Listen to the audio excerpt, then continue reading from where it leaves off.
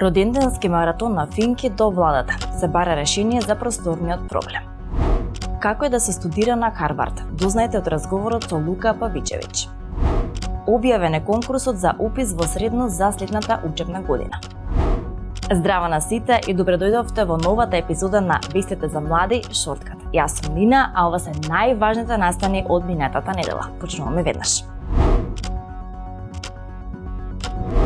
Факултетот за информатички науки и компјутерско инженерство во вторникот одржа маратон по повод 13 годишното постоење на оваа високообразовна институција.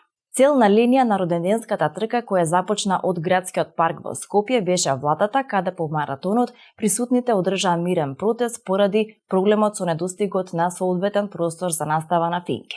Финки нема зграда, трчаме до влада, беше мотото на маратонот и протестот. Ова е втор бунт на студентите и професорите на Финки. Првиот протест поради просторните проблеми на овој факултет се одржа пред 2 недели. Лука Павичевиќ од оваа академска година е бруцош стипендист на најпрестижниот универзитет во светот, Харвард. Студира историја на факултетот за науки и уметности. Иако е на почетокот на студиите, веќе е ангажиран како истражувачки асистент по предметот политика на американското образование кај професорот Пол Питерсон. Со Лука поразговаравме за тоа како е да се биде македонски студент на најстариот универзитет во Америка, за дигитализацијата и системот на онлайн услуги, како и за омилените предмети и за неговите идни планови. Павичевиќ е еден од тројцата студенти од Македонија кои во моментов студираат на Харвард. Зборувајќи за професорите, кои се врвни експерти од нивните области, тој вели дека им се секогаш достапни на студентите и во секое време имаат желба да им помогнат. За тоа како е да се студира на овој престижен универзитет, за дигитализацијата и достапноста до книгите во библиотеките, како и за неговите идни планови после дипломирањето, ни открива Павичевиќ во минутите што следуваат. Услов за запишување на Харвард не се само одличните оценки и добриот просек, односно солидните академски резултати, туку од кандидатите, од идните студенти се бара да докажат и покажат дека во нивното средно образование, покрај академскиот успех и одличност, ја покажале и соодветен воннаставен ангажман. Системот за пријавување испити е целосно различен од системот на факултетите во Македонија. На почетокот од семестарот, кога студентот се регистрира за предметите што ќе ги слуша, тој автоматски е регистриран и за испитите, па нема процедура ниту потреба да ги пријавува пред да ги полага. Така што можам да кажам дека процесот на пријавување на предмети и испити е мощно едноставен, барем за студентите. Впрочем, целосно е дигитализиран, не изискува одење по канцеларии или консултации со студентски прашања, туку сите информации се добиваат преку мејл или преку својата платформа која што Харвард има, наречена Мој Харвард. Процесот, токму поради дигитализацијата, е многу олеснат. На Харвард има 15 библиотеки и секоја си има своја специјалност. Сите книги и дигитална опрема што библиотеките ги поседуваат се достапни во онлайн виртуелен каталог.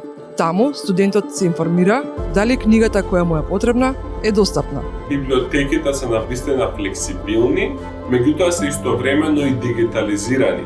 Не само од аспект на пристап до онлайн книги, туку и од пристап преку онлайн услугите да се побараат книгите во нивната физичка копија, да бидат доставени до локацијата која што им одговара на студентите. Од студентите се префрламе на идните средношколци. И оваа година документите за упис во средно ќе треба да се достават и електронски и во хартиена форма.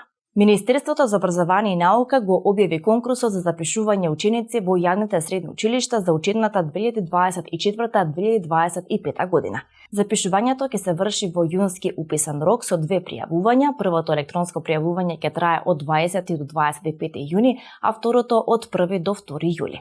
Во училиштата каде што ќе се пријават поголем број на ученици од предвидените во конкурсот, а кои ги исполнуваат условите, ќе се организира квалификацијско тестирање. За крај ви информираме за винил компилацијата поп култура која беше промовирана минатиот петок во едукативниот културен центар Лабораториум во рамки на платформата Силата ЕУ Младите.